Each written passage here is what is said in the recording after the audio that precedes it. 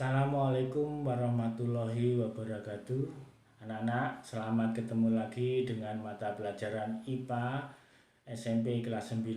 Mudah-mudahan kalian semua dalam keadaan sehat sehingga mampu mengikuti pelajaran ini dengan baik.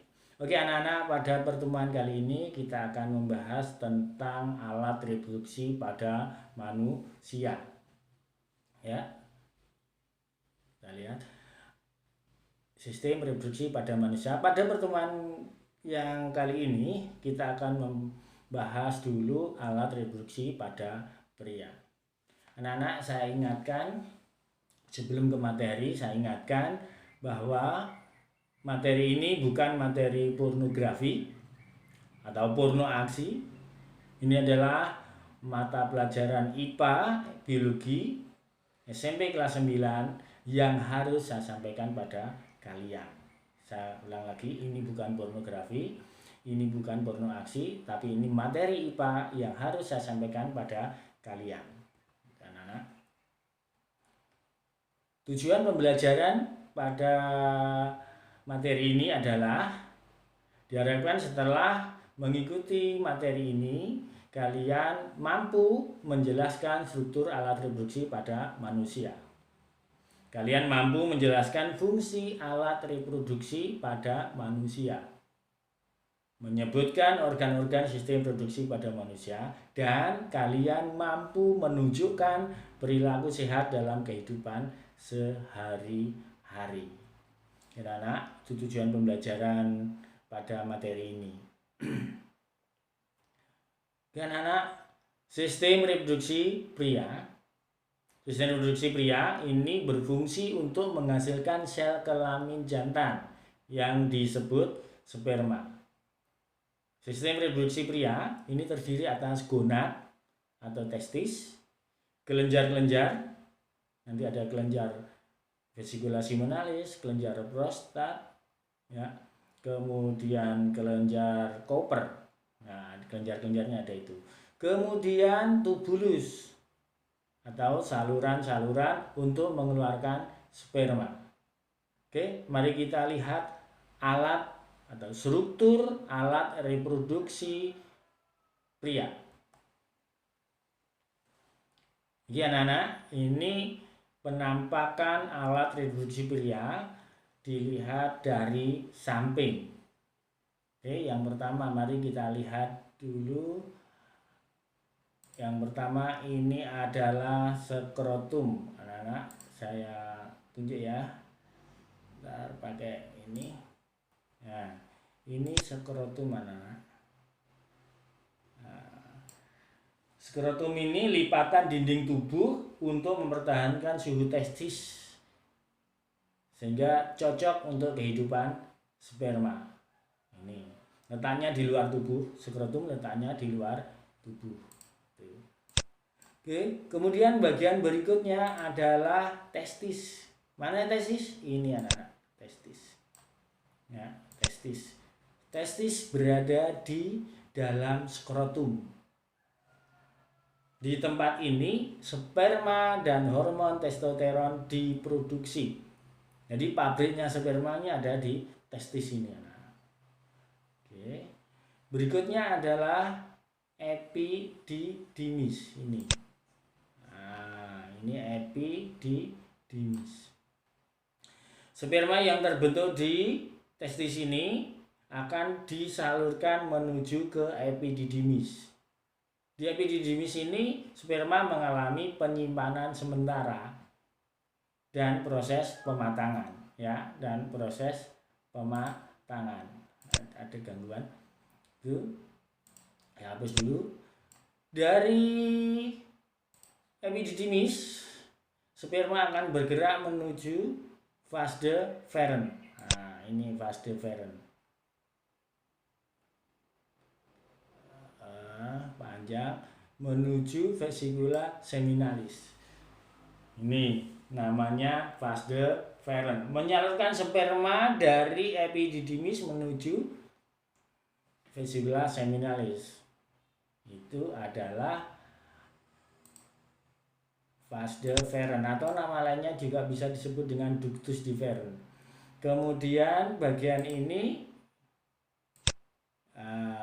adalah vesicula seminalis, kelenjar vesicula seminalis. Di sini tempat untuk menyimpan sementara sperma, kemudian juga memberi nutrisi bagi sperma. Dinding-dindingnya dari vesicula seminalis ini mengeluarkan cairan semen untuk nutrisi bagi sperma, ya. Kemudian dari kelenjar vesicula seminalis, hapus. Nah, sperma akan bergerak menuju ini, menuju saluran ini.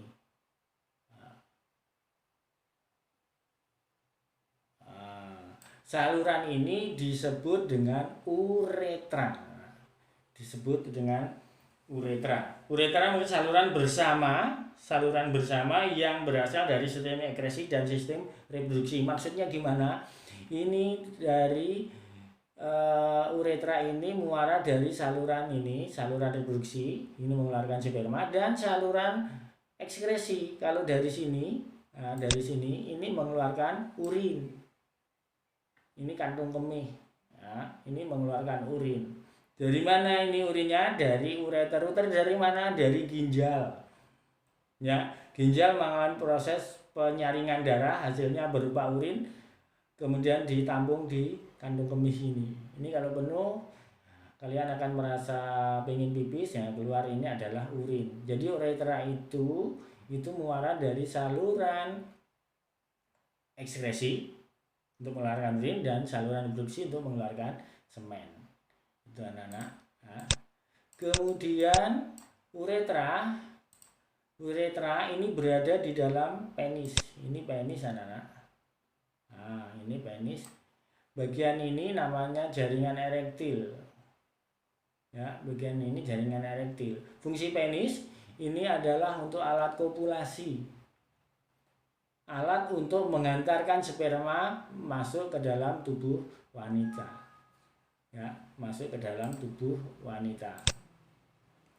Kemudian pada ujung dari penis ini ada kulup. Nah, kulup ini kulit tipis yang menutupi kepala penis.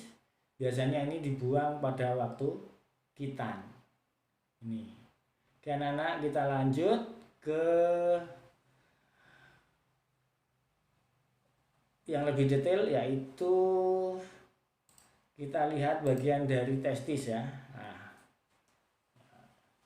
anak-anak, ini adalah, nah, ini tadi testis, ini testis, anak-anak. Ini testis. Di dalam testis ini ada, ini saluran panjang dan berlipat-lipat, ini namanya tubulus seminiferus. Ya, namanya tubulus seminiferus. Saya tunjuk lagi ini. Nah, saluran yang panjang dan berlipat-lipat ini namanya tubulus seminiferus. Di bagian inilah sperma diproduksi. Di bagian inilah sperma dibentuk, anak-anak. Di bagian tubulus seminiferus. Sperma yang sudah terbentuk ini akan disalurkan menuju sini. Nah, ditampung, disimpan sementara di epididymis. Ini epididymis. Nah, di sini sperma mengalami proses pematangan. Kemudian dari epididymis sperma bergerak menuju ke saluran ini. Nah, saluran yang panjang ini namanya vas deferens, disebut juga dengan ductus deferens.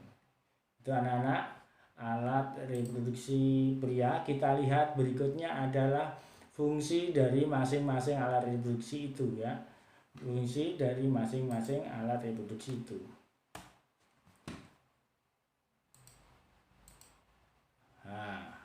Saya hapus dulu. Ini anak-anak fungsi masing-masing alat reproduksi pada pria.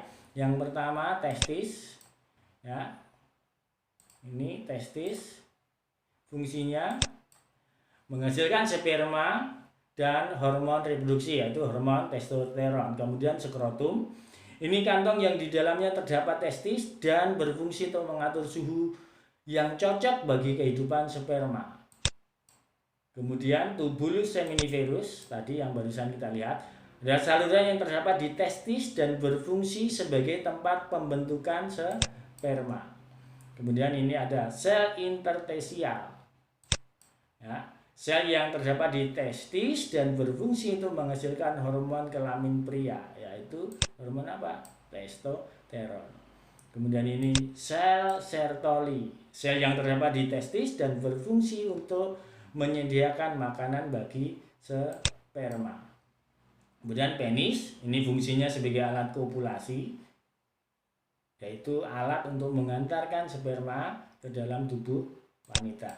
Ini kemudian vasa deferentia, vas deferens disebut juga ductus deferens. Ini fungsinya menyalurkan sperma ke kantong sperma. Dari mana? Dari epididymis. Saluran sebelumnya apa? Epididymis. Kemudian ductus epididymis, disebut epididymis saja juga nggak apa-apa, tempat pematangan dan penyimpanan sementara sperma. Kemudian kantong sperma, tempat menampung sperma. Kelenjar prostat dan kelenjar koper, ini menghasilkan cairan semen yang berfungsi memberi nutrisi dan mempermudah gerak sperma. Itu anak-anak materi hari ini, mudah-mudahan kalian paham, kalian mengerti, ya. Oke, terima kasih atas perhatiannya. Saya akhiri. Assalamualaikum warahmatullahi wabarakatuh. Selamat ketemu lagi.